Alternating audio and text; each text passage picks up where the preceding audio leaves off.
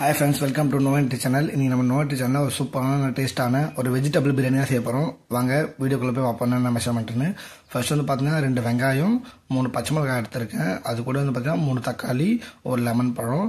இதுக்கு வந்து பாத்தீங்கன்னா இஞ்சி பூண்டு 2 டீஸ்பூன் இஞ்சி பூண்டு, கொத்தமல்லி புதினா, அது கூட வந்து பாத்தீங்கன்னா பட்டை, லவங்கம், ஏலக்காய், கிராம்பு எடுத்துர்க்கேன். இது வந்து பாத்தீங்கன்னா காய்கறி வந்து பாத்தீங்கன்னா பட்டாணி, உருளைக்கிழங்கு, கேரட், பீன்ஸ்னு எடுத்துர்க்கேன். நல்ல இதையும் தயிர் வந்து பாத்தீங்கன்னா ஒரு தேவையான ஒரு டம்ளர் தயிர் எடுத்துக்கிறேன்.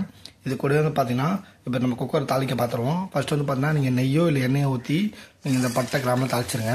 அது கூட பார்த்தீங்கன்னா ஒரு 3 பச்சை மிளகாவை பார்த்தீங்கன்னா ஆட் பண்ணிவிடுங்க. பச்சை மிளகா காரத்துக்கு ஏற்ற மாதிரி ஆட் பண்ணிக்கோங்க, 3-4.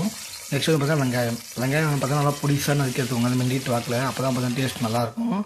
அது கூட வந்து உப்பு சேர்த்துக்கோங்க. உப்பு சேர்த்தா நல்லா வெங்காயம் வந்து குழஞ்சி வரும் நல்லா. பாருங்கள், இது கூட வந்து பார்த்தீங்கன்னா இஞ்சி பூண்டு பேஸ்ட் வந்து பார்த்தீங்கன்னா நம்ம ஆட் பண்ணிவிடுவோம்.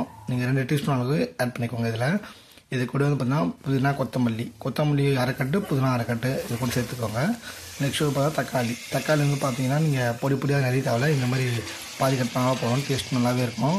இது கூட வந்து பார்த்தீங்கன்னா தயிர் ஆட் பண்ணிப்போம். தயிர் வந்து பார்த்தீங்கன்னா நான் ஒரு 50 கிராம் தயிர் கிளாஸில் எடுத்துருக்கேன், அதை ஆட் பண்ணிப்போம் 1/2 கிலோவுக்கு. நம்ம வந்து இது எல்லாமே 1/2 கிலோ மெஷர்மெண்ட்டுக்கு தான். அப்புறம் பார்த்தீங்கன்னா 1 டீஸ்பூன் அளவுக்கு தனி மிளகாய்த்தூள். நீங்கள் வந்து பார்த்தீங்கன்னா காஷ்மீரி பெருங்காயத்தூள் எடுத்துக்கோங்க, அப்போ நல்லா சிகப்பாக வரும். அது கூட ஒரு டீஸ்பூன் பிரியாணி மசாலா. நல்லா கொதிச்சு வரும்போது பார்த்தீங்கன்னா ஒரு 1/2 டீஸ்பூன் அளவுக்கு பார்த்தீங்கன்னா மஞ்சள் தூள் எடுத்துக்கோங்க. இப்போ வந்து பார்த்தீங்கன்னா நம்ம காய்கறி ஆட் பண்ணிவிடுவோம். காய்கறி ஆட் பண்ணி கரெக்டாக ஒரு 10 நிமிஷம் நல்லா வேகணும் எண்ணெயிலே. அப்போ தான் பார்த்தீங்கன்னா டேஸ்ட், அந்த மசாலா டேஸ்ட் நல்லா வரும். நெக்ஸ்ட்டு பார்த்தீங்கன்னா இந்த குக்கரில் செய்யும்போது பார்த்தீங்கன்னா அந்த வாட்டர் தான் மெயின். நீங்கள் வந்து பார்த்தீங்கன்னா 1 கிளாஸ் அரிசிக்கு 2 கிளாஸ் தண்ணி வைக்கணும். அதுவே பார்த்தீங்கன்னா நீங்கள் நல்லா அரிசி எல்லாம் ஊற வச்சுட்டிங்கன்னா 1 கிளாஸ் தண்ணியே போதும்.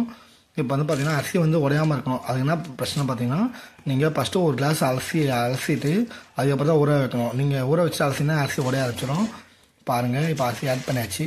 கரெக்டாக ஒரு விசில் கழித்து நம்ம ஓப்பன் பண்ணி காட்டுறேன் எப்படின்னு பாருங்கள். பார்த்தீங்கன்னா நல்லா கொதிச்சு வந்துச்சு. அதே போட்டு கரண்டியை போட்டு கிண்டிகிட்டே இருக்கக்கூடாது, லைட்டாக கிண்டிட்டு அப்படியே உப்பு பதம் பார்த்துட்டு மூடிடணும்.